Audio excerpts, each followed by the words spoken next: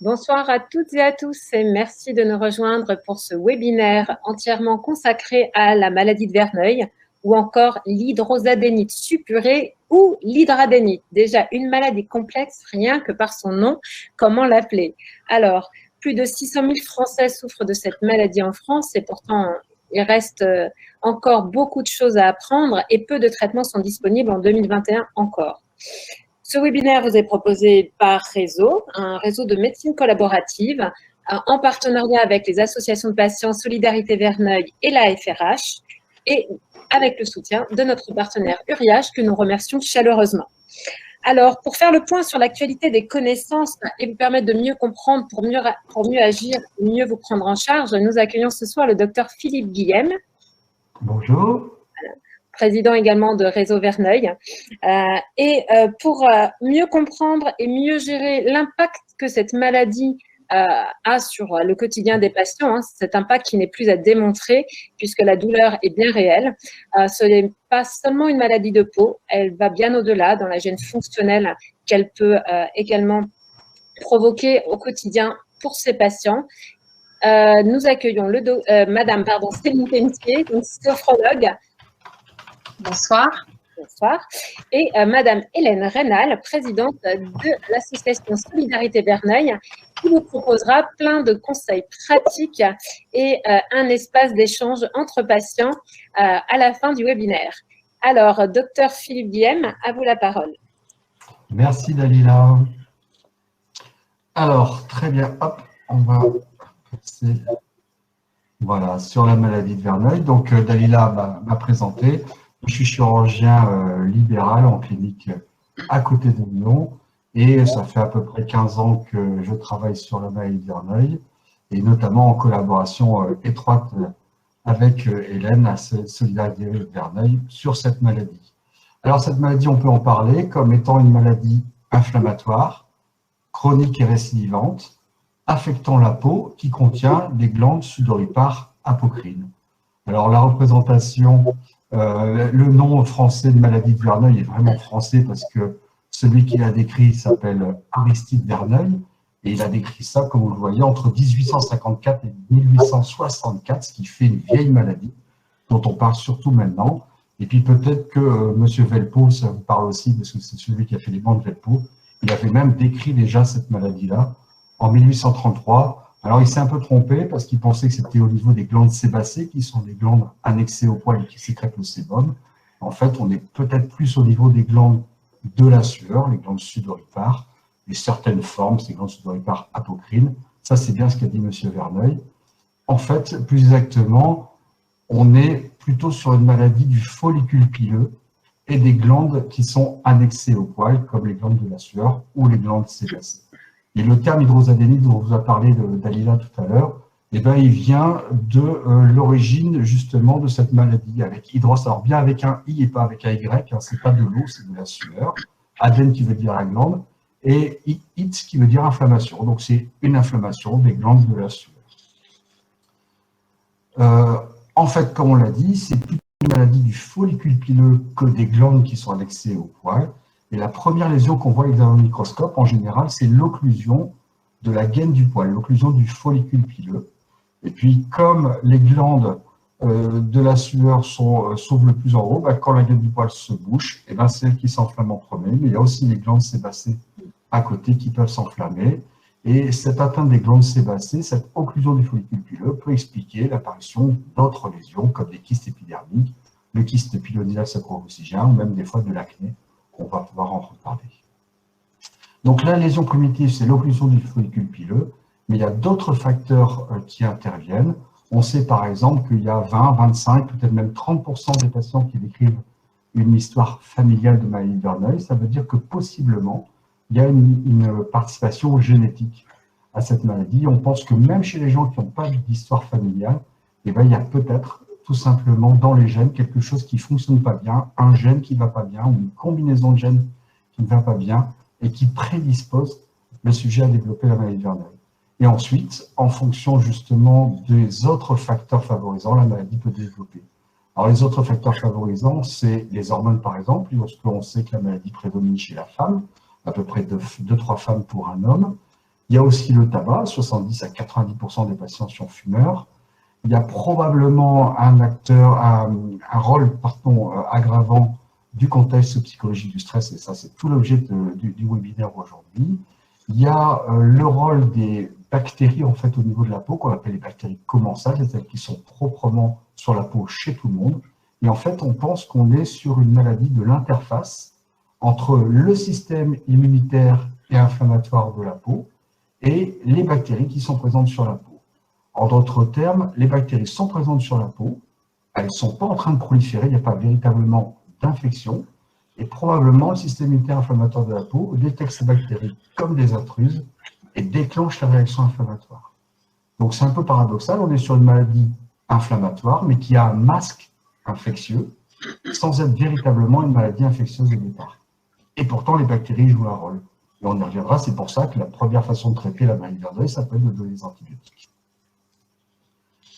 Alors, Dalila parlait de 600 000 personnes en France, et ben c'est vrai qu'on estime que la prévalence, la fréquence de cette maladie en France est autour de 1%.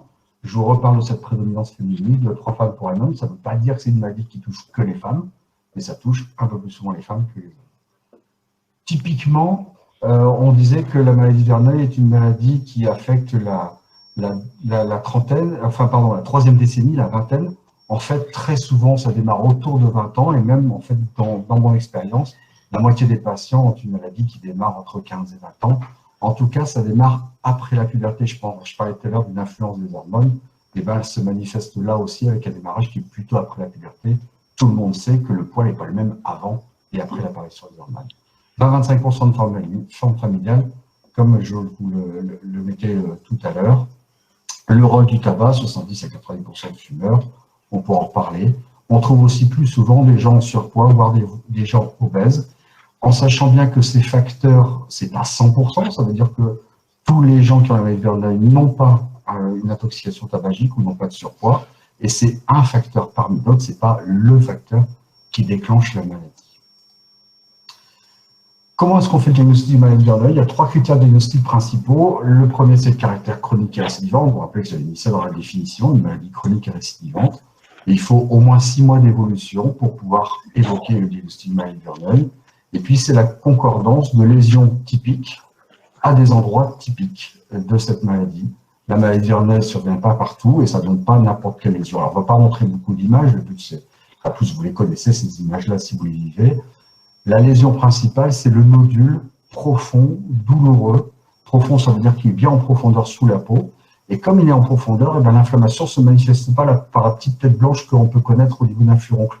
C'est pour ça qu'on parle de furoncle aveugle, parce qu'il n'y a pas l'œil, cette petite tête blanche, parce que le nodule inflammatoire est plus profond. Éventuellement, ça évolue vers l'abcès. Alors, j'ai dit tout à l'heure que ce n'était pas une maladie infectieuse, mais de temps en temps, les bactéries qui se retrouvent piégées dans ce nodule inflammatoire peuvent là se mettre à proliférer et à ce moment-là évoluer vers un abcès. Et on est plus sur une surinfection qu'une infection au départ. L'infection vient compliquer la poussée inflammatoire. Et puis, quand la maladie évolue, peut arriver des trajets de fistules, des petites galeries qui se creusent sous la peau, des réactions inflammatoires de la peau autour avec une cicatrisation sous la forme de cicatrices fibreuses, etc. Donc, des nodules, des abcès, des petits tunnels sous la peau, et des cicatrices en relief, pas forcément très vite. Donc ça, ce sont les lésions typiques. Et les localisations typiques, globalement, ça touche les plis. De haut en bas, on va trouver derrière les oreilles, le cou, la nuque, sous les bras, sous les seins et entre les seins chez les femmes, mais même chez les hommes, on peut avoir des lésions au niveau du torse. Le pli du ventre, comme le du ventre, les plis de l'aine, l'ensemble du périnée qui est une espèce de grand pli, et puis sous les fesses et entre les fesses. Entre les fesses, on rejoint ce qu'on appelle le kyste pylonidal ou le kyste sacro-coccygeal, on va en reparler. Donc, plutôt une maladie des plis, si vous n'avez pas une maladie de Verneuil en plein milieu du nez, c'est plutôt au niveau des plis. Et globalement, c'est facile de retenir le diagnostic des abcès à répétition dans les plis. Des fois, ça déborde un petit peu des plis quand même. On peut en avoir, par exemple, un plus en dessous du creux sous les bras, au niveau, par exemple, du soutien-gorge. On peut en avoir au niveau du ventre, on peut en avoir au niveau du pubis, au niveau des cuisses, au niveau des fesses. On n'est plus vraiment dans le pli et pourtant, ces localisations-là font aussi partie des localisations possibles de la maladie de Verneuil. Voilà, c'est les critères diagnostiques. Est-ce qu'il y a besoin d'autre chose pour faire un diagnostic de maladie verneuil? La réponse est non. C'est uniquement un diagnostic clinique des abcès à répétition dans les plis. Il n'y a pas une prise de sang qui permettra de faire le diagnostic de maladie verneuil. En général, on peut faire des prélèvements pour rechercher des bactéries, mais comme je l'ai dit, ce n'est pas forcément une maladie avec des bactéries qui prolifèrent. Ça, c'est quand ça se complique. Donc, on peut ne pas trouver de bactéries ou même trouver simplement des bactéries normales de la peau.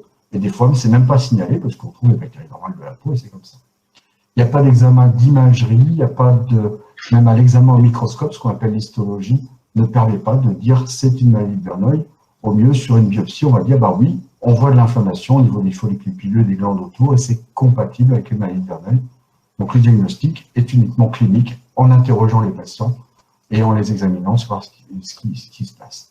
Donc, c'est très paradoxal entre ces critères diagnostiques qui sont vraiment très faciles et le retard diagnostique qui est vraiment très très fréquent, qui est lié à la méconnaissance des soignants, aussi des fois à la réticence qu'ont les patients à montrer des lésions, surtout quand ils nous ont déjà montré à d'autres médecins ou à d'autres soignants que les réponses n'ont pas été appropriées. Et du coup, il y a un délai diagnostique moyen qui est autour de 8 ans, on espère un petit peu moins maintenant. C'est pas une spécificité française, c'est partout pareil, dans le monde entier, on a ce même délai diagnostic qui est autour de 8 ans, alors que, encore une fois, des abcès à répétition et puis c'est très facile pour retenir le diagnostic. Il y a parfois des lésions cutanées associées, on a déjà parlé de ces kystes sébacés, donc c'est quand les glandes sébacées ne peuvent pas bien se vider parce que la gaine du poil est bouchée, donc comme elles ne peuvent pas se vider, elles continuent de travailler et elles gonflent. Ça donne des kystes comme ça qui ne sont pas inflammatoires, qui n'ont pas la même évolution que les lésions typiques de maladie de Verneuil. La folliculite, ben, c'est une petite inflammation du follicule pileux en surface. C'est les petits points rouges au niveau de la racine du poil. L'acné conglobata, c'est un grand mot pour simplement dire qu'il y a une maladie de Verneuil qui s'exprime au niveau du visage, qui n'est pas vraiment une localisation habituelle. Pareil au niveau du cuir chevelu, au niveau du scalp, c'est ce qu'on appelle la cellule disséquante du cuir chevelu. Et puis, le kyste sacro-octigène, ça peut-être on peut le retenir plus facilement. On parle aussi de kyste pilonidal, c'est la présence de poils en profondeur sur la peau au niveau du pli entre les fesses. Et là, on en parle parce que c'est 25% peut-être des patients qui ont une Verneuil qui ont des kystes comme ça, et que ce kyste-là est parfois inaugural, c'est-à-dire ça peut être la première manifestation de la maladie de Verneuil. Les comorbidités, bah ça, tout le monde maintenant sait ce que ça veut dire, les comorbidités avec le Covid. Hein, donc voilà, c'est le fait d'avoir des pathologies associées, comme l'intoxication tabagique, comme le surpoids ou l'obésité. Encore une fois, c'est pas toujours présent. Il y a des comorbidités un petit peu plus spécifiques qui sont des maladies inflammatoires de l'intestin, comme la maladie de Crohn par exemple, ou la rectocolite hémorragique, ou des maladies inflammatoires rhumatologiques, comme la spondylarthrite ankylosante ou la polyarthrite rhumatoïde. Et puis, on se rend compte aussi que cette maladie de Verneuil, qui est une maladie inflammatoire chronique, et bien, comme d'autres maladies inflammatoires chroniques, s'accompagne aussi d'une fréquence accrue d'hypertension artérielle, de diabète, de cholestérol. Et tout ça, ça peut être regroupé dans un terme qui s'appelle le syndrome métabolique, quand on a un métabolisme qui est anormal au niveau du sucre, au niveau des graisses, etc. Et bien, on se rend compte que la maladie de Verneuil s'accompagne avec une fréquence inhabituelle de ces manifestations-là aussi. Et vous savez que ces manifestations-là sont des manifestations qui augmentent le risque cardiovasculaire. Et donc ça, c'est important de penser à ça. Et quand le médecin vous dit qu'il faut arrêter de fumer, bien sûr, on peut imaginer que ça améliore la maladie de Verneuil, mais ce n'est pas toujours le cas malheureusement. Mais il y a aussi un autre objectif qui est de diminuer ce risque cardiovasculaire chez les patients qui ont une maladie inflammatoire chronique. Diagnostic de gravité. Alors ça, c'est quelque chose qui est important à discuter parce qu'en fait, la maladie de Verneuil, eh ben, ça représente un grand panel de maladies, entre des maladies très peu graves, parfois même on a du mal à faire le diagnostic de maladie de Verneuil tellement la lésion est toute seule, isolée, ça ressemble à une maladie de Verneuil, mais il n'y en a qu'une, c'est difficile de dire c'est une maladie de Verneuil. Et à l'inverse, des formes très très très graves, où toutes les localisations dont on a parlé peuvent être touchées, avec ces abcès à répétition tout le temps, etc. Donc ça peut être très invalidant. Et il est important pour le patient et pour le médecin de bien faire le diagnostic de gravité. Alors vous avez déjà entendu parler de cette classification de Hurley, si on vous en a peut-être parlé. Classification de Hurley, ça veut dire quoi tout simplement? Ça veut dire qu'on va essayer de classer les patients selon la nature des lésions. Le stade 1, c'est quand il y a uniquement ces nodules dont je vous ai parlé au début, ces nodules, éventuellement ces abcès, mais il y en a un, ça ne communique pas par des petites galeries vers une autre lésion. Quand il y a ces petites galeries, ces fistules, ça détermine le stade 2, avec ces cicatrices en relief au-dessus de ces fistules. Le stade 3, c'est un stade 2, mais qui est développé sur toute une zone. C'est-à-dire, il n'y a pas seulement une fistule sous un bras, mais c'est toute la région sous le bras qui est concernée. Et là, on va parler d'un stade 3. Il faut savoir que quand on dit qu'un patient est un stade 3, c'est qu'il a une ou peut-être plusieurs lésions de stade 3, mais ça ne décrit pas l'ensemble de ces manifestations. On peut très bien avoir un stade 1 sous le bras gauche, un stade 3 sous le bras droit, et un stade 2 au niveau du pli gaine, par exemple. Donc, toujours penser à ça, que cette classification est intéressante parce qu'elle nous donne une idée de la lésion la plus grave chez le patient, mais ce n'est pas une classification qui décrit toute la gravité de la maladie. Et un autre écueil dans cette classification, c'est que ce n'est pas une classification évolutive. On n'a pas un stade 1, et pour peu qu'on attend suffisamment longtemps, on va passer à un stade 2, puis on va encore attendre des années, on va forcément passer à un stade 3. Ce n'est pas comme ça que ça marche. En général, les patients restent dans leur stade de gravité. Quand il y a un stade 3 qui arrive, il arrive en quelques mois, et un stade 2 qui va rester comme ça pendant quelques mois, mais on va penser qu'il va rester comme ça pendant quelques années. En fait, il n'y a pas forcément une aggravation de 1 vers 2, puis vers 3. En tout cas, cette classification de Hurley est intéressante, mais ce n'est pas ce qui fait toute la gravité. Les autres éléments de la gravité, c'est l'évaluation de la douleur. EVA, ça veut dire échelle visuelle analogique. C'est ce que vous avez là, soit sous la forme d'un petit bonhomme, d'un smiley, soit sous la forme d'une réglette avec un chiffre. Et là, par exemple, la douleur est évaluée à 4 sur 10. Et la douleur est un élément important de la maladie Verneuil. C'est important de la prendre en compte au moment de la poussée ou entre les poussées. Ça donne bien aussi une indication de la gravité par en fait le retentissement qu'on va avoir sur la qualité de vie. C'est un autre élément de la prise en compte de la gravité, de même que le retentissement psychologique chez les patients. Alors maintenant qu'on a un peu expliqué tout ça dans les principes de traitement, quels sont les traitements de la maladie de Verneuil? En fait, il faut distinguer deux choses. Qu'est-ce qu'on peut faire au moment de la poussée et qu'est-ce qu'on peut faire en traitement de fond? Et on va se rendre compte que la réponse ne sera pas la même chez tout le monde, puisqu'il y a des patients qui font une poussée tous les 15 jours et d'autres une poussée tous les 3 mois. Et forcément, la prise en charge ne va pas être la même, puisque justement, on va distinguer le traitement de la poussée et le traitement de fond. Alors, on va détailler un petit peu tout ça. Là, on va d'abord parler de la poussée aiguë, et la première chose, ce sont les traitements médicaux. Alors, les traitements médicaux comprennent ce qu'on peut mettre localement, traitement local, et que ce qu'on peut prendre par la bouche en comprimé. En traitement local, on va pouvoir avoir des traitements qui vont viser les bactéries, les antiseptiques ou les antibiotiques. Les antiseptiques empêchent globalement la prolifération des bactéries, les antibiotiques sont plutôt là pour tuer les bactéries. Je vous ai mis des noms, vous avez tout ça. Globalement, ces traitements sont à peu près équivalents. Enfin, pas entre antiseptiques et antibiotiques, c'est pas le même niveau, mais au sein des antiseptiques ou au sein des antibiotiques, c'est à peu près équivalent. Ça dépend des allergies, ça dépend aussi s'il y a des résistances bactériennes qui sont arrivées. Donc, quelqu'un l'un peut plus marcher et on peut passer sur un autre. Donc, un traitement local antibactérien, on peut imaginer un traitement anti-inflammatoire. Le but, ça peut être par exemple de diminuer l'œdème. Peut-être vous connaissez simplement le froid pour qu'il y ait moins d'œdème. Ça peut être une solution pour traiter aussi la douleur de la poussée. Ou un antiphlogistique, c'est quelque chose qui va absorber l'eau de l'œdème pour que ça soit moins en tension et moins douloureux. Ça peut être le Smogel. On peut essayer de diminuer l'inflammation. Alors, c'est pas quelque chose qui est très développé en France d'utiliser les corticoïdes en application locale, c'est-à-dire sous la forme d'une crème, au moment de la poussée. Dans les pays anglo-saxons, ça commence à arriver un peu plus en France. On peut aussi injecter à l'intérieur même de la lésion un anti-inflammatoire comme un corticoïde. On parle d'injection intralésionnelle à l'intérieur de la lésion. Ça peut être douloureux au moment où on injecte, mais on a l'impression qu'en 48 heures, pourquoi pas, ça peut faire passer la poussée. Je n'ai mis pas les AINS pour l'interrogation. Alors, AINS, ça veut dire anti-inflammatoire non stéroïdien. C'est le Voltaren, l'ibuprofène, etc., l'Nurofen, des choses comme ça. Il y a une recommandation plutôt franco-française de dire attention à ces médicaments, sont des faux amis.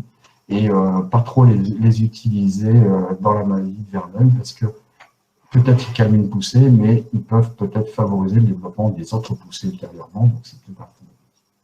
On a parlé du froid. Je pense que quelque chose qui est souvent pas bien recommandé, pas bien dit en fait, c'est d'essayer de limiter le frottement. Alors les patients le savent bien, mais ça veut dire pour le médecin qu'il peut prescrire simplement un pansement pour justement limiter le frottement lors de la poussée. Et puis si ces soins locaux ne sont pas suffisants, on peut passer sur le traitement oraux, bien sûr les antalgiques, mais aussi les antibiotiques. Le médicament de référence, c'est l'augmentin.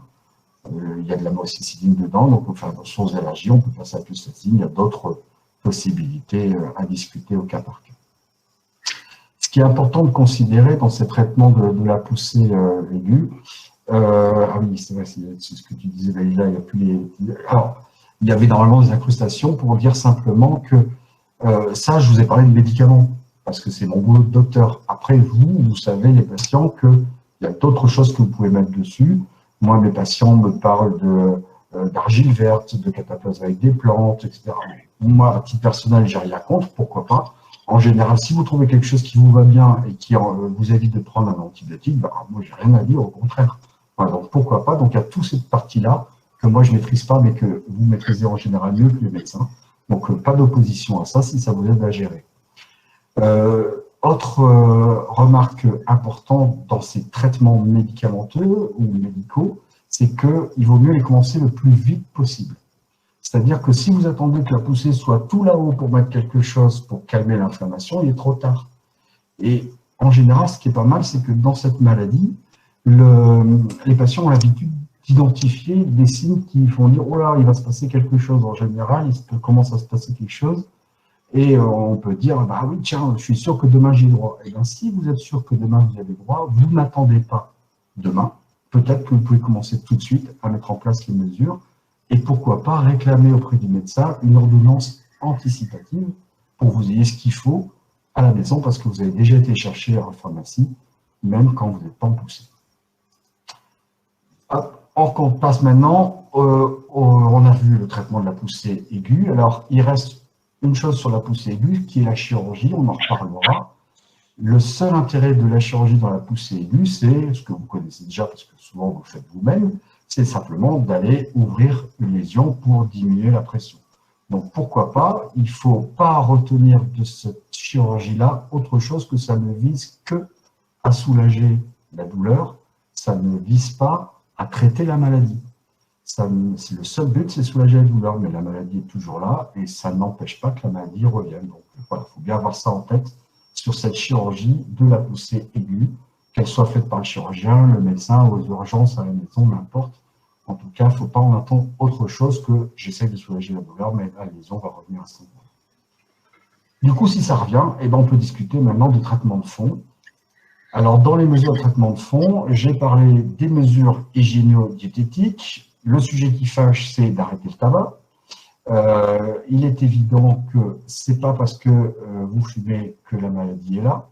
Et donc, ce n'est pas parce que vous allez arrêter de fumer que la maladie va disparaître. Maintenant, il est de notre devoir, de notre boulot de médecin de vous dire, bah, quand même, le tabac joue un rôle aggravant.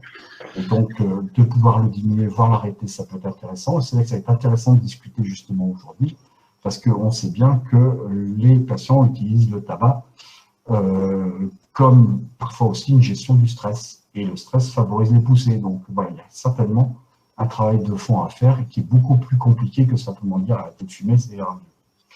Dans les mesures hygiéno-diététiques, on fait attention aussi à ce qu'on mange. J'ai parlé qu'il y avait plus de surpoids, plus d'obèses. Il y a très très peu d'études, mais ça commence à sortir sur qu'est-ce qu'il faut ou faut pas manger. Globalement, on sait qu'il y a des aliments qui sont plutôt pro-inflammatoires et qu'il faudrait mieux éviter. Globalement, on peut retenir qu'il faut aller plutôt vers ce qu'on appelle le régime méditerranéen. Et là, a priori, ce serait moins inflammatoire que le reste. Bah, traitement de fond, les mesures hygiéno-diététiques, et puis après, il y aura les traitements médicamenteux et les traitements chirurgicaux. Dans les traitements médicamenteux, il n'y a pas de place pour un traitement local préventif. Ça ne sert à rien de faire des bains à la bétadine tous les jours, c'est pas ça qui va empêcher les poussées. Donc, en traitement local, on va le réserver plutôt au traitement de la poussée, même au traitement quand il y a les premiers signes de la poussée pour éviter que ça devienne vraiment une poussée, mais pas de façon chronique. Par contre, il y a des traitements oraux qu'on peut essayer de prendre pour éviter l'apparition de poussée. Donc là, on n'est pas pour traiter la poussée, on est là pour faire en sorte qu'il y ait moins de poussée possible, qu'il y ait moins souvent. Et on va dire que le traitement marche si le patient n'a plus de poussée. Ce serait génial si ça arrivait tout le temps, mais c'est loin d'être le cas. Mais on va dire que ça marche aussi parce qu'il y a moins de poussée, ou on va dire que, que c'est efficace parce que le patient dit j'ai autant de poussée qu'avant, mais en fait, en 2 jours, ça part tout seul. J'ai juste à continuer le traitement et les choses partent. Donc, vous voyez que les objectifs de traitement de fond ne sont pas forcément de faire tout disparaître, mais de faire en sorte qu'on soit moins gêné au quotidien. Alors, dans les principes du traitement de fond, on a dit tout à l'heure, c'est une maladie de l'interface entre les bactéries et le système immunitaire inflammatoire de la peau. Et du coup, première façon de traiter la maladie, c'est de taper sur les bactéries avec les antibiotiques. Et une autre façon, c'est essayer de contrôler le système immunitaire pour qu'il ne déclenche pas des réactions inflammatoires inappropriées face à la présence normale des bactéries. Et là, c'est tout ce qu'on appelle les biothérapies, les anti-TNF-alpha, l'Humira, etc. Alors, les antibiotiques. Vous avez vu, j'ai mis plein de noms parce qu'en fait, il y en a plusieurs possibles. Il y a différents protocoles d'antibiothérapie. Et ça, c'est plutôt une bonne nouvelle qu'il y ait plusieurs protocoles. Il y a des choses qui sont bien définies. Il y a des choses qui sont du domaine des médecins qui ont l'expérience de la maladie de Verneuil. Et puis, il y a des activités de recherche sur tout ça, sur comment on va combiner les différents antibiotiques. Donc, plusieurs niveaux. Selon que c'est une maladie légère, une maladie modérée, puis selon aussi tout ce que le patient a déjà eu comme antibiotique pour tout ça. Donc, plusieurs possibilités. C'est intéressant parce qu'il y a quand même des limites à ces antibiotiques. En fait, la première limite, c'est qu'on l'a dit tout à l'heure, on cherche à contrôler les bactéries. Le problème, c'est que les antibiotiques, on ne peut pas vous les laisser toute la vie. Alors, à un moment, on les arrête les antibiotiques. Et le risque, c'est que les bactéries reviennent ou qu'elles se remettent à s'exprimer et que la maladie redémarre. Donc, une première limite théorique possible des antibiotiques, c'est la récidive à l'arrêt. Deuxième limite avec le temps, c'est les résistances bactériennes, le fait qu'on a mis un antibiotique, ça a bien calmé les bactéries, et puis progressivement, les bactéries résistantes prennent le dessus et la maladie redémarre avec perte d'efficacité de l'antibiotique. Il y a aussi comme limite les effets indésirables, les allergies. Et puis, une limite qui concerne plus les docteurs que les patients, même si ce sont les patients qui sont à l'origine, c'est les problèmes d'observance. C'est-à-dire quand on prescrit un traitement et le patient ne le suit pas, pour différentes raisons, parce qu'il n'a pas envie, et pourquoi pas, il faut juste le savoir, mais aussi parce qu'il y a des allergies, des effets indésirables. Voilà, n'hésitez pas à dire au médecin, non, je ne veux pas le prendre parce que c'est pas ça que j'ai envie, ou non, je ne veux pas le prendre parce que la dernière fois que je l'ai pris, j'ai eu mal au ventre, etc. Ça ne sert à rien de vous donner une ordonnance si vous n'avez pas suivi le traitement. Et si vous arrêtez le traitement parce qu'il ne vous convient pas, prévenez le médecin derrière ça. Souvent, on découvre 3 mois après que le traitement qu'on a prescrit, il était arrêté depuis 2 mois parce que ça ne marchait pas. C'est dommage, on a perdu 2 mois. Vous n'allez pas vous faire discuter par le médecin pour ne pas avoir prescrit. Par contre, l'intérêt des antibiotiques, c'est que ça a une action systémique. Alors, ça veut dire quoi systémique? Ça veut dire que c'est une action partout. Quand vous prenez un comprimé par la bouche, il va agir sous le bras, mais aussi au niveau du pulmon, etc. Donc ça, c'est plutôt intéressant d'avoir un traitement qui puisse agir sur toutes les lésions quand il y en a plusieurs. C'est plutôt pas trop difficile de prendre des antibiotiques par la bouche. Et puis, les autres intérêts, c'est éventuellement l'autonomie pour adapter quand on veut traiter la poussée. Et puis, c'est pourquoi pas se dire, avec les antibiotiques, je vais préparer la chirurgie. Si j'ai une grosse poussée, je mets les antibiotiques et on opérera quand ça sera un petit peu calmé. Ça, c'est un sujet qui est débattu, c'est pour ça que j'ai mis un point d'interrogation. Autre mode de traitement sont les biothérapies. Alors là aussi, c'est un autre traitement de fond. Vous connaissez les anti-TNF-alpha, parce que je dis vous connaissez parce que c'est le seul médicament, l'Humira, qui a l'autorisation de mise sur le marché, c'est-à-dire il y a une autorisation par l'Agence européenne des médicaments. Ça, maintenant, c'est une notion que vous connaissez avec les vaccins contre le Covid. Donc, l'Agence européenne des médicaments a donné son autorisation d'utiliser l'Humira, qui est un anti-TNF-alpha, pour la maladie de Verneuil, dans des conditions particulières.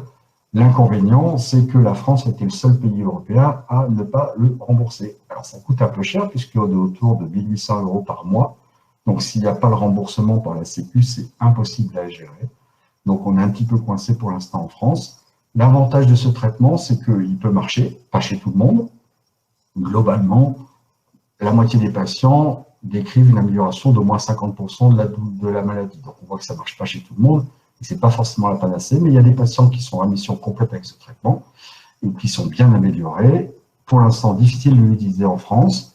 Il y en a un autre médicament qui s'appelle le Remicade, l'infliximab, c'est son nom de molécule qu'on peut utiliser, mais il n'est pas théoriquement autorisé dans l'indication de la maladie de Verneuil.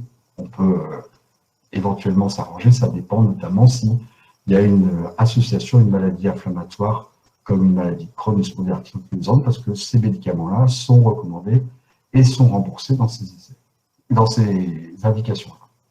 J'ai mis essai en cours pour d'autres biothérapies, c'est ça l'intérêt surtout des anti-TNF-alpha, c'est que ça a montré que ce type de médicaments, essayer de contrôler le système immunitaire, ça pouvait marcher dans la maladie de Verneuil, et il y a plusieurs essais en cours sur des médicaments qui sont de la même trempe, et ça c'est plutôt une bonne nouvelle. On espère bien avoir des choses qui vont sortir d'ici 1 an, 2 ans, 3 ans, peut-être même plusieurs molécules qui vont sortir, et on espère bien que là il y aura les remboursements, parce qu'on ne va pas souffrir la même erreur que la première fois où ça n'a pas été remboursé. Les biothérapies par rapport aux antibiotiques, on retrouve un petit peu les mêmes limites. Alors j'ai barré l'observance parce qu'en général, ce n'est pas tous les patients qui peuvent avoir ces traitements, c'est plutôt sur les formes modérées à sévères. Et en général, les patients suivent ce traitement, ce d'autant que c'est plutôt des traitements par administration en piqûre, soit avec un stylo auto-injectable pour le Lumira, soit même en hospitalisation d'une journée en hôpital ou en clinique pour le Remicade ou les équivalents. Donc, en général, l'observance c'est bien. Mais on retrouve la même chose, c'est-à-dire qu'a priori, quand on va l'arrêter, la maladie peut redémarrer. Il peut y avoir une perte d'efficacité avec le temps. Alors, ce n'est pas une résistance bactérienne, mais c'est une résistance quand même. On développe des anticorps qui neutralisent en fait le médicament. Il y a bien sûr des effets indésirables, des allergies. Par contre, on retrouve les mêmes intérêts sous la forme d'une action systémique. Ça va agir partout. Par rapport à l'antibiotique, en plus, on gagne même la possibilité de faire ce traitement pendant plusieurs années, non pas seulement quelques mois dans la plupart des protocoles d'antibiotiques. Alors maintenant, on passe à la chirurgie. Je vous ai dit ce que je pensais de la chirurgie de la poussée, qui n'est pas une chirurgie curative de la maladie de Verneuil, qui est simplement une chirurgie pour traiter la douleur.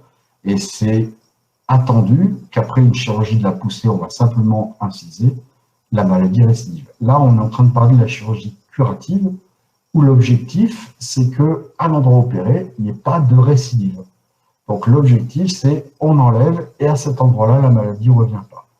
Ça nécessite des techniques chirurgicales un petit peu plus agressives. On ne va pas simplement inciser, on va enlever, c'est ce qu'on appelle l'excision. On peut soit enlever la totalité de la lésion, soit juste enlever le toit, c'est ce qu'on appelle le déroofing, les restes du toit de la lésion. Quoi qu'il en soit, une fois qu'on a enlever le toit ou enlever toute la lésion, on se retrouve avec un trou et on peut soit suturer, soit laisser cicatriser tout seul, ce qu'on appelle la cicatrisation dirigée. On va attendre que votre organisme refasse le tissu de la profondeur de la surface progressivement pour combler le trou. Et votre organisme est tout à fait capable de faire ça. J'ai mis 3 croix dessus parce que, en fait, c'est probablement la technique de référence. On l'a dit tout à l'heure, on est sur une maladie de l'interface avec les bactéries. Quand je ferme le trou, soit en tirant sur les bords, soit en couvrant avec une greffe, j'ai un risque d'enfermer des bactéries à l'intérieur et du coup de créer les conditions de la récidive. Donc la logique, c'est de dire, non, je ne vais pas fermer, on va attendre que ça remonte de la profondeur vers la surface, les bactéries qui sont au fond vont remonter progressivement en même temps, puis après la peau va recouvrir le tout, et c'est peut-être la technique qui donne le moins de risque de récidive. Donc la chirurgie est tout à fait possible. Ce qui est important dans tout ça, c'est pour ça que j'ai remis sur cette diapo tout ça, c'est toutes les possibilités, c'est que en fait tous ces traitements peuvent se combiner, en fait même pas peuvent, doivent se combiner. Et en fait, on va choisir chez un patient de faire plutôt un traitement antibiotique, plutôt une chirurgie, plutôt une biothérapie, en fonction de la situation, en fonction de toute son histoire, qu'est-ce qu'il y a déjà eu avant, etc. Et c'est toujours quelque chose qui est choisi au cas par cas, et en plus quelque chose qui va évoluer dans le temps en fonction de l'évolution et du résultat des médicaments chez le patient. Mais tous ces éléments-là sont à discuter avec les patients. Alors, docteur Guillaume, pardon, va falloir qu'on accélère un petit peu pour laisser. Eh bien, c'est presque fini. Parce qu'on a pris un peu de temps, donc si ça vous dérange pas, on a beaucoup de questions également. Si je peux intervenir à ce moment-là pour vous poser les quelques questions. Allez, très bien.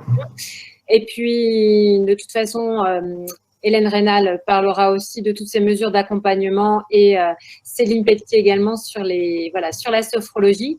Alors, il y a pas mal de questions, notamment la question sur les hormones, docteur Guillaume. Alors, que pensez-vous de la relation entre les hormones et la maladie de Verneuil, puisque certains disent que pendant la grossesse, ça s'arrête, que certaines pilules, effectivement, impactent ou pas la maladie de Verneuil. Donc voilà, quel est votre avis sur ce sujet ? Alors, on sait qu'il y a une influence hormonale, puisque par exemple, 2-3 femmes pour un homme, ça laisse penser qu'il y a cette influence hormonale. La maladie démarre après la puberté, et classiquement, elle s'améliore après la ménopause. Classiquement, ça veut dire que dans 2 tiers des cas, ça s'améliore, mais dans 1 tiers des cas, ça ne s'améliore pas. Les grossesses, 2 tiers des cas aggravent la maladie, 1 tiers des cas, ça améliore. Donc, il y a effectivement une influence hormonale. Le problème, c'est que cette influence hormonale n'est pas la même chez toutes les femmes. Et donc, par exemple, il y a des femmes qui vont dire avec cette pilule-là, depuis que je l'ai, ça va mieux. Et d'autres avec la même pilule qui vont dire depuis que je l'ai, ça ne va pas bien du tout. Donc là encore, c'est une adaptation au cas par cas. Et toutes les femmes ne subissent pas cette influence hormonale. Et quand il y en a, il faut chercher parce qu'on peut peut-être trouver des façons d'améliorer la situation en jouant sur les hormones, effectivement. Merci beaucoup, très clair. Donc, quel traitement si on veut avoir un bébé? Car aujourd'hui, on pense qu'il n'y a pas de traitement si on veut concevoir. Donc, en gros, quel traitement possible pour une femme enceinte ou en désir de procréer? Alors, il n'y a pas de contre-indication à la grossesse du fait de la maladie de Verneuil. Ça, c'est une chose importante à dire. Ce n'est pas parce qu'on a la maladie de Verneuil qu'il ne faut pas tomber enceinte. Après, il faut prendre des précautions. Il y a effectivement des médicaments qu'on ne peut pas prendre pendant la grossesse, certains antibiotiques et certaines biothérapies. Et encore, en fait, on a beaucoup évolué sur ça et on se rend compte que certains antibiotiques peuvent être donnés pendant la grossesse, que les biothérapies peuvent être continuées pendant la grossesse, qu'on peut se faire opérer si besoin pendant la grossesse. Bien sûr, on essaie d'éviter au maximum, mais voilà, il faut juste un suivi, il faut informer le médecin qui vous suit. Idéalement, il faut être suivi par un médecin spécialisé qui pourra vous accompagner pendant la grossesse. Donc la grossesse n'est pas un problème, n'est pas une contre-indication à la maladie, n'est pas une contre-indication à tous les traitements. Il faut juste être bien suivi pendant la grossesse aussi. Très bien, merci. On nous demande si on peut être reconnu en MDPH pour la maladie de Verneuil. Alors ça, c'est les mesures d'accompagnement. Tiens, la diapo est restée sur ça. Voilà. Alors, MDPH, c'est la maison départementale des adultes, maison départementale des personnes handicapées. On peut avoir effectivement une reconnaissance de travailleurs handicapés. Ça peut ouvrir droit à des aides comme une aide au stationnement, etc. Éventuellement, une allocation adulte handicapé, ça dépend du handicap reconnu. C'est une démarche qui doit être faite par le patient, accompagné par un médecin, qui peut être soit le médecin généraliste, soit le médecin spécialiste. Ça dépend. Ça peut être intéressant d'avoir ce statut de travailleur handicapé pour protéger l'emploi quand on est déjà employé. C'est plus en clair, c'est plus difficile de virer quelqu'un handicapé que quelqu'un pas handicapé. Des fois, ça peut être un obstacle à la prise d'un emploi. Mais ça dépend de la situation. Voilà, pour ceux qui souhaitent être accompagnés, n'hésitez pas à vous rendre sur le site des associations de patients ou à les contacter. Elles seront de très bons conseils sur ces sujets d'accompagnement en particulier. Alors, encore beaucoup de questions. Ma dermatologue m'a conseillé l'épilation laser. Pensez-vous que ça peut aider? Alors, sur le plan théorique, la maladie de Verneuil, c'est une maladie du follicule pileux. L'épilation laser, ça va détruire le poil. Comme ça, il n'y aura plus la maladie. C'est ça l'idée de départ qui n'est pas du tout délirante, qui est au contraire très pertinente. On n'a pas trop d'études pour l'instant encore pour pouvoir le recommander. Dans mon expérience, c'est plutôt positif, effectivement, de l'épilation laser diminue le risque des poussées. Pas forcément complètement, mais ça diminue le risque des poussées. Donc, une démarche effectivement intéressante. L'inconvénient, c'est la prise en charge par la Sécu, qui est en général pas accordée. Ça ne vous empêche pas de faire la demande, parce que des fois, ça marche, mais voilà. Le problème, c'est le coût en général. Et la question qui suit celle-ci et qui va dans le même sens, c'est peut-on se faire prendre en charge pour cette épilation laser dans le cas de Verneuil? C'est ce que je viens de dire. Voilà, c'est habituellement pas. Il faut faire une demande d'entente préalable avec le médecin qui va vous faire cette épilation laser. Éventuellement, il faut faire un courrier. Il faut éventuellement se rapprocher des associations de patients pour avoir des informations à joindre à la demande. Mais effectivement, en général, c'est pas pris en charge. tout simplement parce que pour l'instant, il n'y a pas de démonstration scientifique que ça marche, même si on a bien l'impression. Et ça peut être intéressant. Et c'est pas parce qu'on est à 100% pour la maladie qu'on va forcément être pris en charge pour l'épilation laser par la suite. Très bien. Alors, encore 2 questions. Après, on va laisser la parole à Céline Pelletier et à Hélène Rénal. Parce qu'il y a beaucoup de questions, mais on reviendra sur les questions à la fin. Ne vous inquiétez pas. Celles qui concernent vraiment le docteur. Donc, un médecin m'a parlé d'un traitement hormonal, Aldactone. Est-ce bénéfique sur un verneuil stade 2?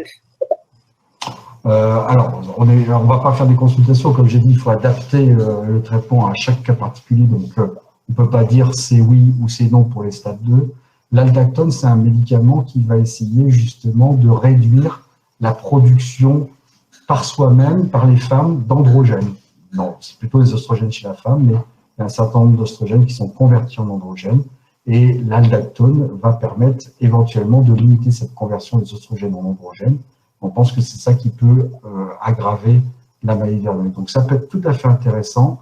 C'est pas un traitement recommandé pour l'instant, c'est un traitement que j'ai déjà utilisé, qui peut marcher effectivement chez la femme, pas chez l'homme. Il faut surveiller ce médicament-là parce qu'il peut y avoir des effets sur le potassium dans le sang. Donc attention, c'est un traitement qui nécessite un suivi, mais pourquoi pas intéressant dans les stades 1 ou les stades 2 de la maladie. Très bien. Et la dernière question qui est revenue à plusieurs reprises concernant effectivement l'alimentation. Alors, certains se sont vus conseiller apparemment par des médecins homéopathes des régimes sans lait, sans gluten. Voilà, c'est redondant hein, pour toutes les maladies de peau. Ouais, et bien sûr. pour la maladie de Verneuil, on n'y échappe pas. Donc, qu'en penser? Et aussi sans sucre. Hein, je vois certains parlent carrément de régime sans sucre, mais sans sucre ni fructose, ni sucre venant des pâtes ou du pain. Donc, voilà, qu'en penser? Est-ce pas dangereux pour la santé si on le fait sans être accompagné? Alors ça, la réponse est la dernière question. La réponse évidemment est oui, ça peut être dangereux si on fait des régimes de façon trop drastique sans être accompagné justement par une nutritionniste ou une diététicienne sur ça. On entend parler du sans sucre, du sans lait, sans laitage, sans gluten, sans levure de bière, etc., sans viande. Il y a différentes choses comme ça.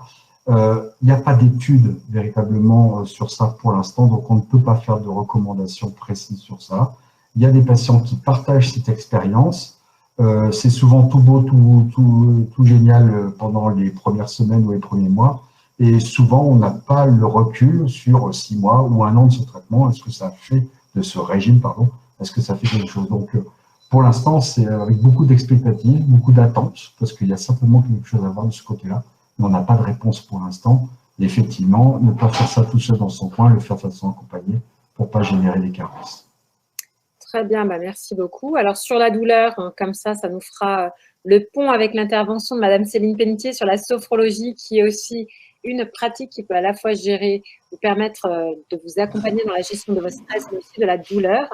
Le CBD, qui est très à la mode en ce moment, comme vous le savez, docteur Guillaume, le cannabis, avec toutes ses vertus antidouleurs, qu'en pensez? Est-ce que ça peut vraiment apporter effectivement un soutien ou un soulagement dans le cadre du Verneuil? La maladie de Verneuil, c'est une maladie qui fait mal, ça c'est sûr. Donc, comme c'est une maladie qui fait mal, eh bien, il faut trouver les moyens de gérer la douleur. Le paracétamol, par exemple, tout seul pour la pousser sécher, c'est pas suffisant.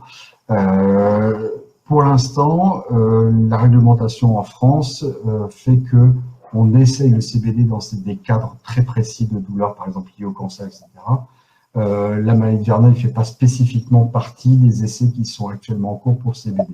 Certainement intéressant. L'avantage du CBD, qui est un dérivé du cannabis, hein, pour ceux qui ne connaissent pas bien, c'est qu'il a les effets antalgiques sans forcément les effets de dépendance du cannabis. Donc, c'est certainement une piste très intéressante. Pour être tout à fait franc, on attend effectivement la possibilité de pouvoir le prescrire chez les patients avec des douleurs comme celles liées à la maladie de Verneuil. Très bien, merci beaucoup. Alors, il y a encore quelques questions. Ne vous inquiétez pas, on y reviendra en fin de webinaire.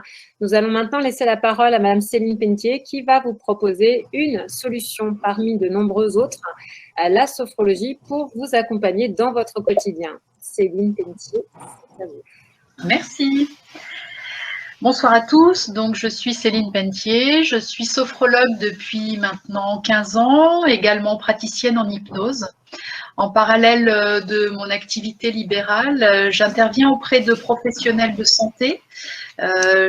J'interviens en tant qu'enseignante à la faculté de médecine de Grenoble, mais également à l'IFSI, l'Institut de formation en soins infirmiers, et également auprès de patients au CHU de Grenoble.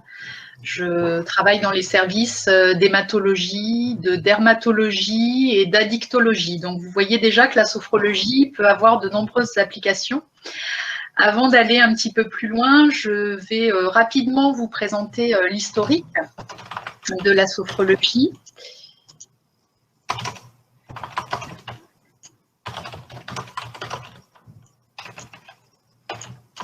Voilà.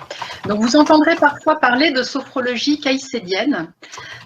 C'est simplement quand on utilise cet adjectif qu'on fait référence au créateur de la sophrologie, un neuropsychiatre colombien qui s'appelait le professeur Alfonso Caicedo, qui s'est intéressé dans les années 60 à l'étude des phénomènes liés à la conscience humaine.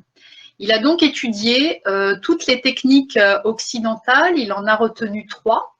L'hypnose thérapeutique et plus particulièrement la suggestion positive, plus connue sous le nom de méthode Coué, ainsi que la philosophie phénoménologique, c'est simplement l'apprentissage du non-jugement. Il a également étudié des techniques traditionnelles ancestrales orientales. Il en a retenu 3. Le yoga indien.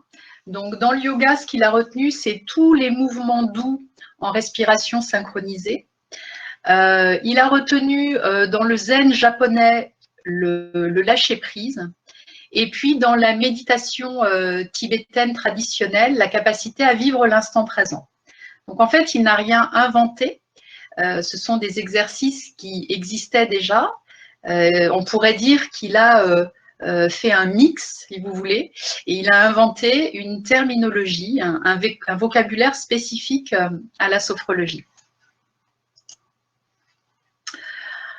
Alors, pour définir la sophrologie, on a besoin de revenir à ses racines, qui sont des racines grecques et non latines, qui sont sos, phrène et logos.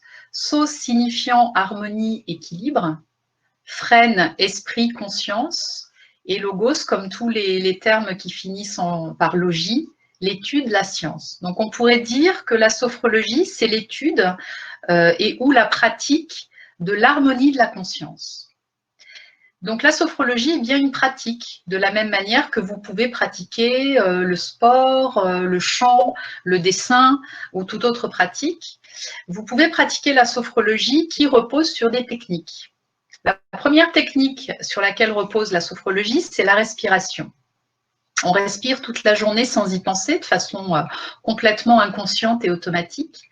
En sophrologie, on va vraiment utiliser la respiration comme un outil qui va permettre de s'apaiser, de se détendre, de gérer le stress, les émotions.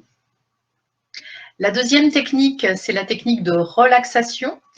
Donc, on a des exercices de relaxation dynamique en mouvement, mais également des exercices de relaxation statique.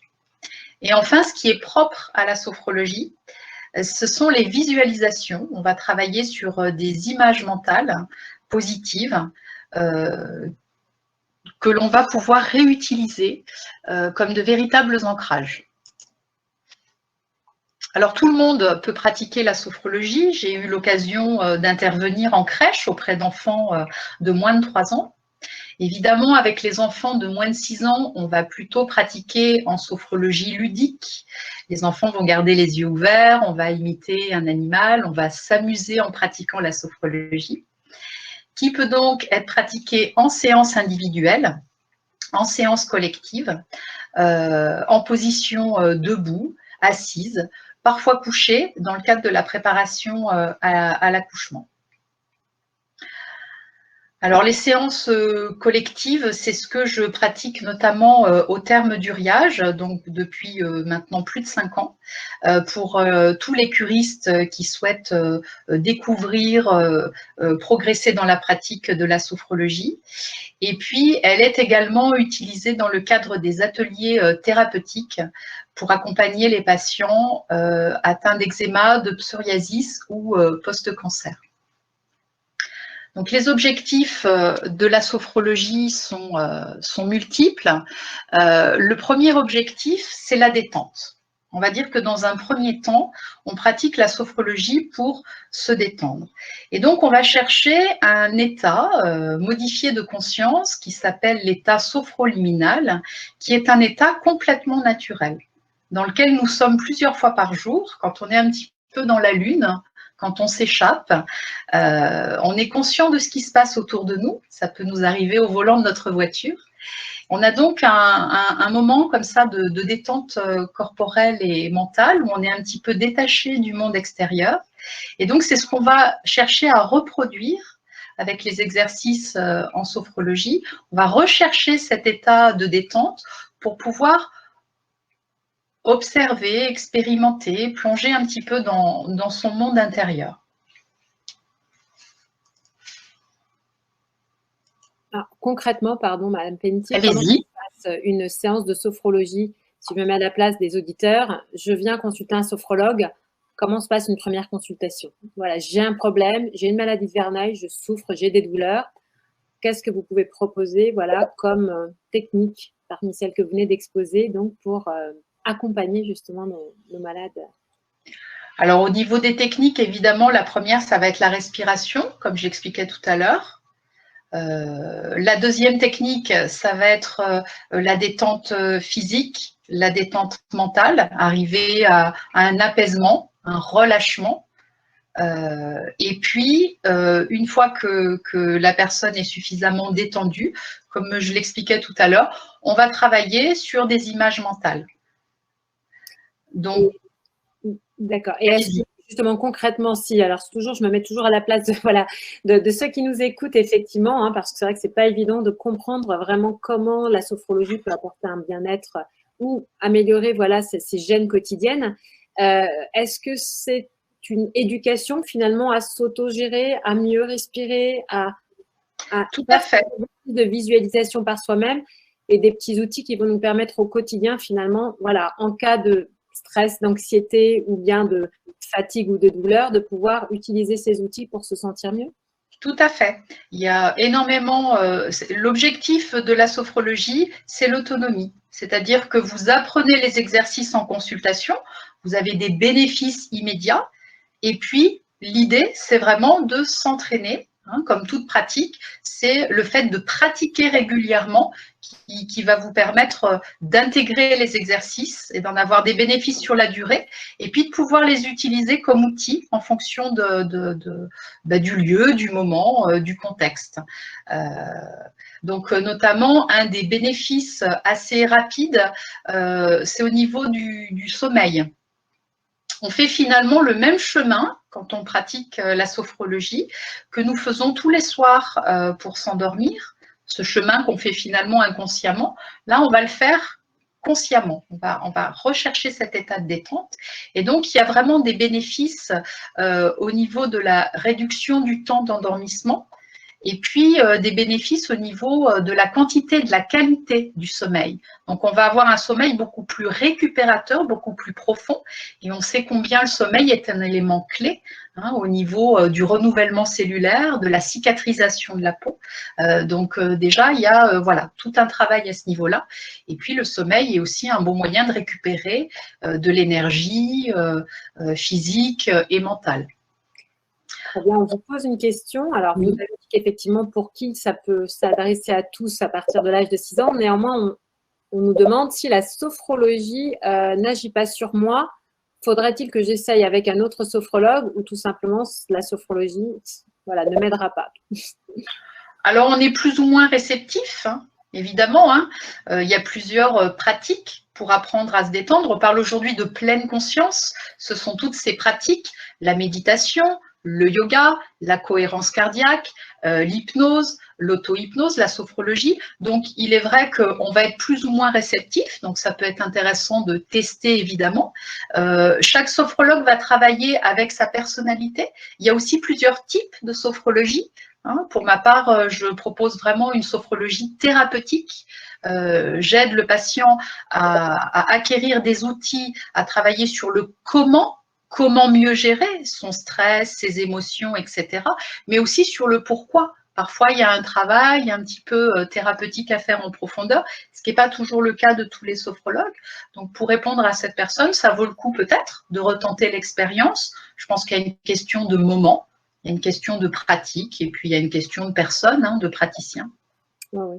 La relation humaine, comme quand on rencontre exactement, c'est souvent la relation qui soigne, comme on le dit, autant que le traitement. Très bien, merci. Je laisse continuer. Donc oui, j'en étais aux bénéfices. Alors, on en vient à la gestion de la douleur. Là, évidemment, je sais combien il y a beaucoup d'attentes à ce niveau-là. Donc, la sophrologie est utilisée pour soulager la douleur. On a vu tout à l'heure, on a parlé de chaud, de froid. Donc, en sophrologie, on va travailler en sophro-substitution sensorielle. On va utiliser une image mentale agréable pour le patient. On va utiliser un souvenir ou alors on va imaginer, ça n'a aucune importance, un lieu, un endroit dans lequel le patient va pouvoir retrouver la sensation qui va se substituer à la douleur. Donc, il est évident que là, il y a vraiment un travail, il y a une pratique régulière qui est nécessaire et il y a des résultats tout à fait intéressants. On travaille en fait en analgésie, comme on le fait par exemple pour les soins dentaires. Donc, il y a vraiment des résultats très intéressants à partir du moment où on va pratiquer régulièrement. On va aussi travailler sur la notion du stress, puisqu'on sait très bien que le stress va augmenter la perception de la douleur. Donc, il y a tout un travail sur la perception de la douleur. Et puis, on va essayer de changer d'attitude et de posture vis-à-vis de la douleur, plus être dans l'évitement de celle-ci, dans l'appréhension, mais plutôt traverser la douleur, être acteur, etc. Donc, c'est vraiment vaste, si vous voulez. Il y a plein de choses à faire par rapport à la gestion de la douleur. Et encore une fois, ce sont des choses que le patient va ensuite réutiliser en autonomie. De la même manière, on peut travailler en préparation mentale. On peut travailler, préparer finalement, comme un sportif qui va préparer sa compétition, un entretien, un examen médical, une intervention chirurgicale pour que tout se passe au mieux. Avec la sophrologie, on peut également accompagner la prise en charge de l'addiction. Donc, pour aider le patient à se libérer d'une dépendance. On a parlé tout à l'heure du tabac.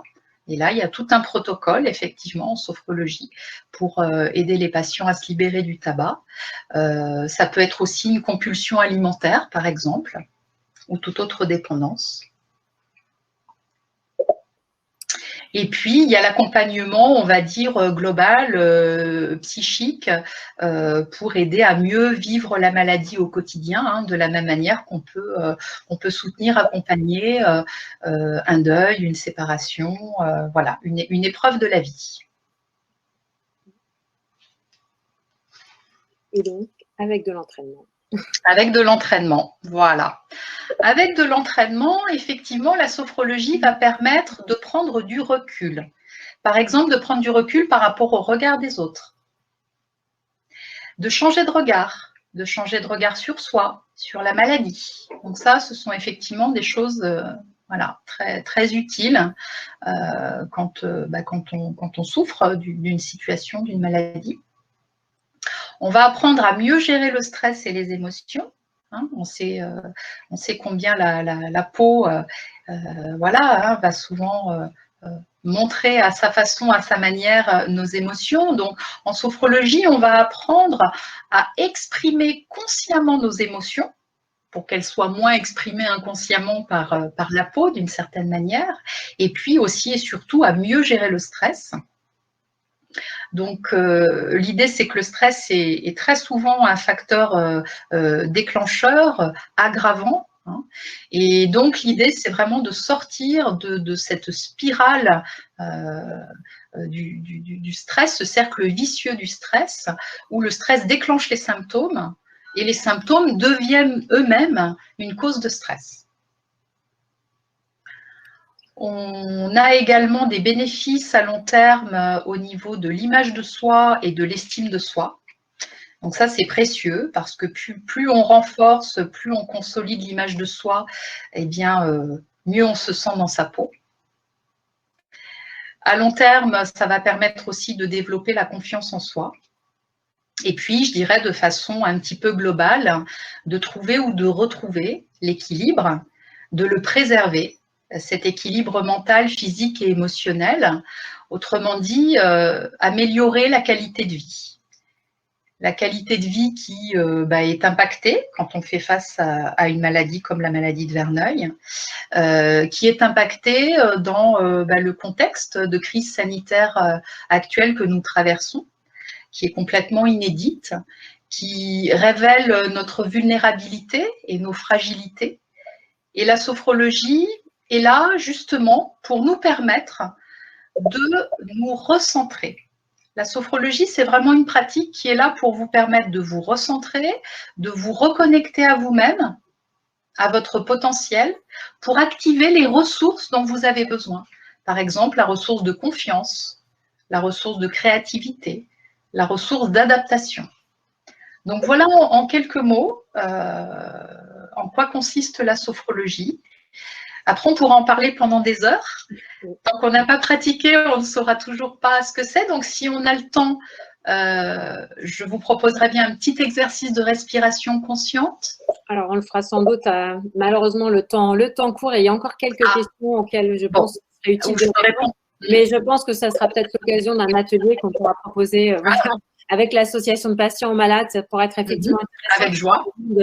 Si la demande est au rendez-vous, parce qu'effectivement, essayer, rien de mieux que d'essayer pour pouvoir comprendre et appréhender toutes ces différentes techniques que vous nous avez exposées. Alors oui, l'impact sur la maladie.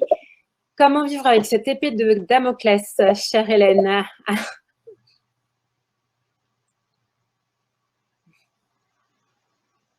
Je réactive le son.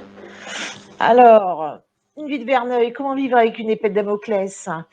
Alors, l'épée de Damoclès, j'ai utilisé ce terme-là parce que il y a énormément de malades qui parlent de ça. Voilà, quand ils expliquent quel est leur problème. J'ai une épée de Damoclès au-dessus de la tête. Et cette épée de Damoclès, on imagine bien que c'est pas quelque chose de très facile à gérer. En fait, je vais vous parler du stress qui est lié à la maladie de Verneuil. Pourquoi c'est si stressant? Parce que la maladie de Verneuil, c'est une menace permanente pour les malades. Bon, déjà, le stress, on connaît tous, pas besoin d'avoir la maladie de Verneuil pour être stressé. Mais la maladie de Verneuil vient se surajouter au stress de la vie quotidienne, le boulot, la pandémie en ce moment, hein, ça c'est un sacré stress. C'est une menace permanente pour les malades parce que la maladie de Verneuil fonctionne par poussées successives. Une fois qu'on a la maladie, on sait que malheureusement on aura toujours des poussées, etc. On ne sait jamais quand ça va arriver. On ne sait jamais quelle va être l'intensité de la poussée, ça va être un petit truc, ça va être un gros abcès qui va être très douloureux. On ne sait pas quelle solution on pourra y apporter puisqu'on ne sait pas à l'avance quelle en sera l'intensité. On ne sait pas, par exemple, si c'est en plein milieu des vacances, le chirurgien est en vacances, donc du coup, voilà. C'est toujours là. Et puis, du coup, on ne peut pas imaginer à l'avance quel sera l'impact, ou bien plutôt, on imagine le pire au niveau du boulot, etc. Parce que tout simplement, la maladie de Verneuil a ceci de particulier, c'est que son caractère est complètement imprévisible et on ne peut pas savoir à l'avance. Donc du coup, cette insécurité génère un sentiment d'insécurité qui est permanent. On a du mal à faire des projets, à s'installer. On a la trouille du lendemain. On perd confiance en soi. Et tout ça, ça génère un stress qui est récurrent chez les malades de Verneuil et qu'on retrouve, qui vient se surajouter au stress normal. Donc le stress dans la maladie de Verneuil, je vous ai mis quelques petits trucs sur le stress. C'est une réaction de l'organisme à une agression, un choc physique nerveux, situation de tension nerveuse excessive et traumatisante. Le problème dans la maladie de Verneuil, c'est que le stress déclenche les crises. Et qu'est-ce qui est plus stressant qu'une nouvelle crise, que le stress, c'est une nouvelle crise. Et tout ça, ça fait un cercle vicieux dont les malades ont énormément de mal à se débarrasser, en fait. Donc, ce stress, s'il devient trop important, s'il devient trop récurrent, trop systématique, ça peut, dans certains cas, mal tourner en dépression, etc. Donc, il ne faut pas le négliger, il faut s'en occuper, il faut essayer de trouver par tous les moyens à limiter ce stress de façon à limiter les crises et à sortir de ce cercle vicieux. Alors, il n'y a pas de miracle, il y a des choses qu'on peut faire. Je ne suis pas médecin, je ne vais pas vous dire ce qu'il faut faire. Par contre, il y a des petites astuces qu'on peut faire soi-même. Donc, limiter le stress pour limiter les crises, tout simplement, il faudrait prendre le temps de prendre soin de soi. C'est-à-dire que le corps, bon, je pense aux activités physiques, le corps, il a besoin quand même de s'exprimer. On est malade, on n'est pas bien, mais si on reste toute la journée dans le canapé, c'est pas une solution, il faut bouger. On le dit assez souvent, il faut marcher.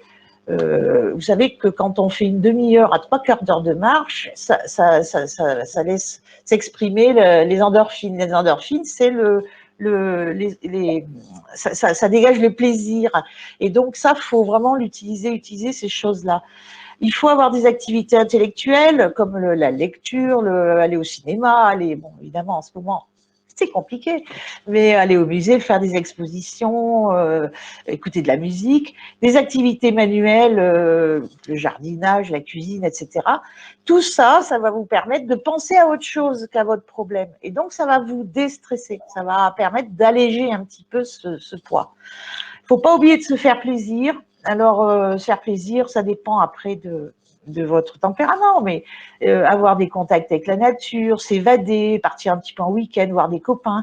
Yoga, relaxation, c'est important aussi. Ce qui est intéressant, yoga et relaxation, c'est que pour pas très cher, vous avez tous à côté de vous des associations qui proposent des séances de yoga. Donc, on peut arriver à faire des choses de ce genre simplement, sans non plus que ça coûte une ruine, parce que il y a aussi le côté financier qui est important. L'alimentation, qu'est-ce qui est plus joli qu'une belle assiette avec des aliments que vous aimez bien, bien jolis, avec des belles couleurs. Faites-vous plaisir avec ça. Attention, faut pas non plus tomber dans les excès inverses. Les problèmes de surpoids ne feront qu'aggraver les choses, mais simplement faites-vous plaisir. Ça rejoint l'activité manuelle où on peut faire de la cuisine, par exemple. Faites-vous des petits plats sympas. J'ai mis chocolat avec un point d'interrogation parce que le chocolat a la réputation d'être un antidépresseur naturel. Donc, allez-y, mais avec modération. Mais le chocolat, c'est très bon pour la santé. Et puis, Céline parlait de qualité du sommeil. Ouais, ça, c'est vachement important. Essayez de se coucher à heure régulière, de faire un petit rituel de bien dormir. Quand on dort bien, on est moins fatigué, moins stressé le lendemain. Alors, après, vous pouvez penser les thérapies alternatives. Donc, on a parlé de sophrologie, mais il y a beaucoup de malades, beaucoup d'adhérents de l'association qui parlent de réflexologie plantaire. Ça leur fait visiblement beaucoup de bien. Donc, pourquoi pas, il faut essayer. L'hypnose, on vient d'en parler, tout ce qui est homéopathie, il y a moyen de s'apaiser avec ces méthodes-là. La naturopathie, une bonne petite tisane apaisante au milieu de l'après-midi pour faire tomber tout ça, ça peut servir. L'art-thérapie, c'est une forme d'expression qui aide très très souvent, qui peut aider les malades. Ça rejoint tout ce qui est activité manuelle, intellectuelle. Tout ça, ce sont des pistes. Des pistes. J'ai pas mis là, mais j'avais rajouté la luminothérapie. Luminothérapie. Alors là, on va arriver au printemps bientôt. Je ne sais pas si vous avez remarqué. La lumière n'est pas la même. On en parlait tout à l'heure en arrivant. La luminosité s'intensifie. Faut en profiter. Alors là, c'est une petite astuce anti-stress qui coûte rien du tout et qui rejoint l'activité physique. Vous allez marcher un petit peu. Voilà, vous êtes au soleil. Vous choisissez une heure où il fait beau. Vous êtes bien. Ça, c'est des astuces qui vont vous permettre de déstresser un petit peu. Et puis alors, pensez association. Alors en France, on a beaucoup de chance, on a 2 associations, donc on a l'embarras du choix, elles sont aussi efficaces l'une que l'autre.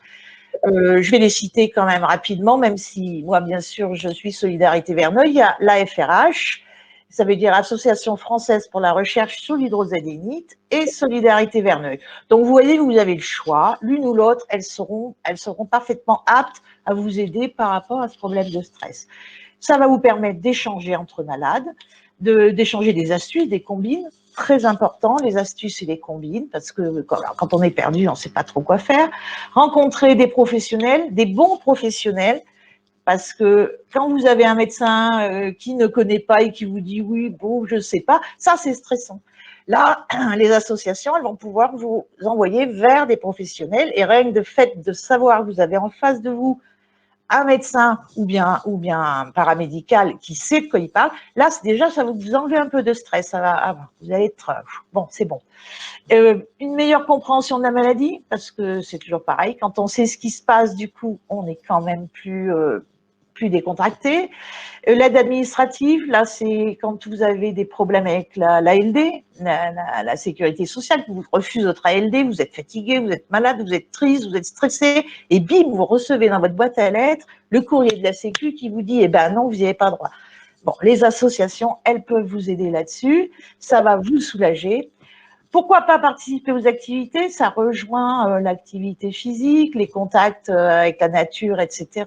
Il y a plein de choses. Ils font des forums. L'une comme l'autre association vous propose des forums, fait des salons, des choses comme ça, des pique-niques, des rencontres amicales. Il faut en profiter, il faut y aller. Participer aux permanences quand les associations vous les proposent. C'est une bonne façon d'échanger avec les autres malades.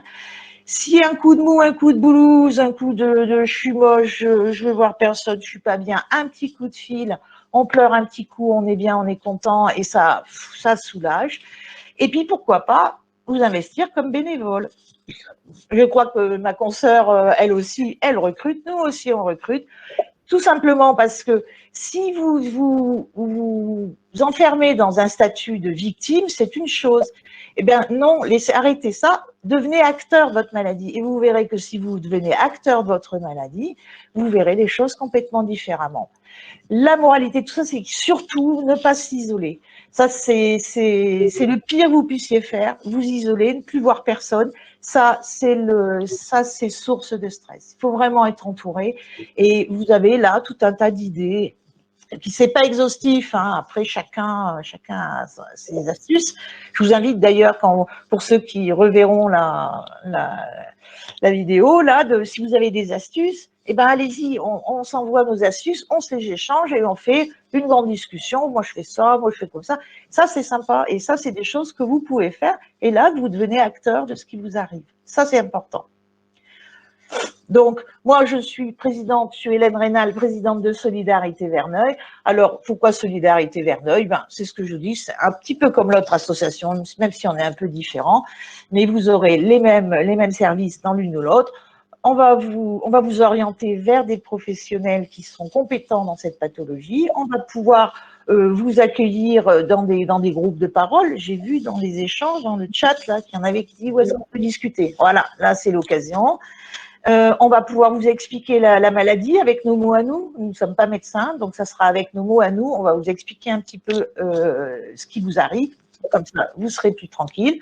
Et puis, on va pouvoir vous accompagner. Quand vous avez le stress du papier, de refus de la Sécu, de la MDPH là, qui arrive, là, qui vous plombe bien le moral, eh bien, nous, on va pouvoir vous donner des petits tuyaux pour essayer de faire changer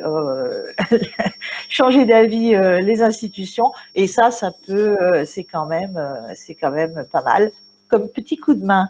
Donc, et si vous faites tout ça, si vous arrivez à vous alléger le stress, à être un petit peu moins stressé, l'épée de Damoclès qui est retenue, je vous le rappelle, par un crin de cheval au plafond, elle est au-dessus de votre tête. Si vous êtes malin, vous arrivez à être moins stressé, eh bien, l'épée, elle tombera de tête, mais elle tombera à côté. Voilà, je vous remercie. Je vous remercie de nous avoir écoutés.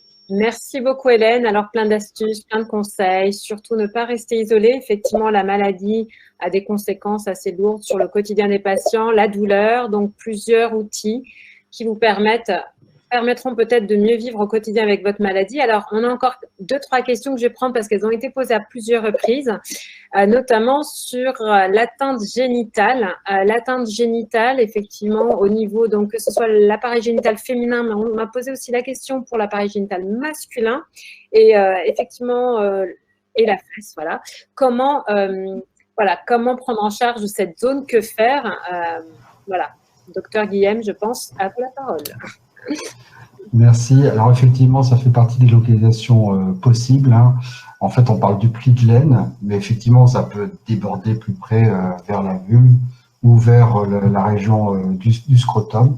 C'est une situation difficile parce qu'il y a des problèmes qui se rajoutent par rapport aux problèmes habituels des autres localisations. Sur le plan chirurgical, par exemple, c'est aussi plus difficile parce qu'il faut préserver aussi la fonction de tout ça, mais voilà, ça reste une lésion qu'il ne faut pas ne pas opérer, c'est une lésion qu'il ne faut pas ne pas traiter par les antibiotiques, par les biothérapies, par la chirurgie. Donc voilà, il faut en parler. Par contre, c'est vrai que de temps en temps, on se rend compte que les patients n'osent pas parler de cette lésion-là aussi. Donc là, c'est vraiment important de parler de toutes les localisations parce qu'il n'y a pas de raison de rester avec une lésion sur la lèvre qui revient tous les 15 jours et qui nous empêche de vivre une vie normale. Très bien, merci. On avait une question aussi sur les huiles essentielles à plusieurs reprises, hein, sur l'impact. Alors, c'est pas si anodin que ça, puisqu'on peut aussi développer des allergies aux huiles essentielles. Donc, on parlait notamment du tea tree, qui est aussi le vent en poulpe en ce moment. Donc, voilà, qu'en penser pour soulager, que ce soit les plaies ou d'autres choses. Ouais. Alors, ne comptez pas sur moi pour vous prescrire des huiles essentielles parce que j'en sais rien. Après, les patients me parlent des huiles essentielles, ils me parlent généralement que ça les aide bien. La notion que j'ai, c'est effectivement de ne pas faire n'importe quoi, n'importe comment, à n'importe quelle dose. Il faut vraiment faire très attention aux concentrations des huiles essentielles pour ne pas brûler la peau non plus. Il n'y a pas seulement les allergies qui posent problème. Donc, pourquoi pas, mais justement, le groupe, les associations servent aussi à ça.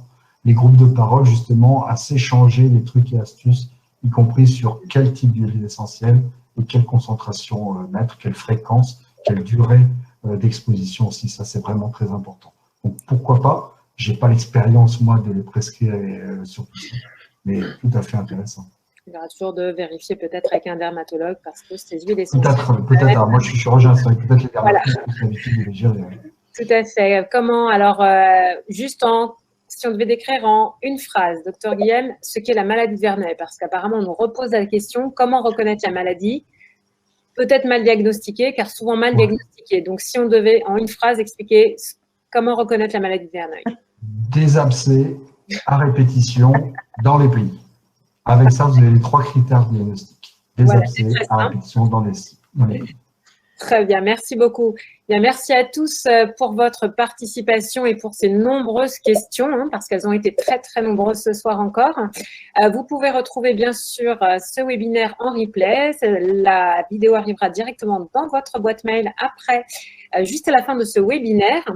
Alors, l'avenir peut s'éveiller plus beau que le passé. Et si vous voyez la vie en gris parce que la maladie de Verneuil fait souffrir, comme disent les Indiens, déplacez l'éléphant, vous verrez le soleil et l'horizon. Des solutions existent pour améliorer la gestion de la douleur. Des traitements arrivent parce qu'il y a quand même de l'espoir. Beaucoup de traitements sont en phase de recherche actuellement et vont pas tarder à arriver dans les 2-3 ans à venir. Donc, gardez espoir, restez en contact, ne restez pas isolés et surtout, prenez bien soin de vous. À bientôt. Merci à tous. Merci, au revoir. Au revoir. À bientôt.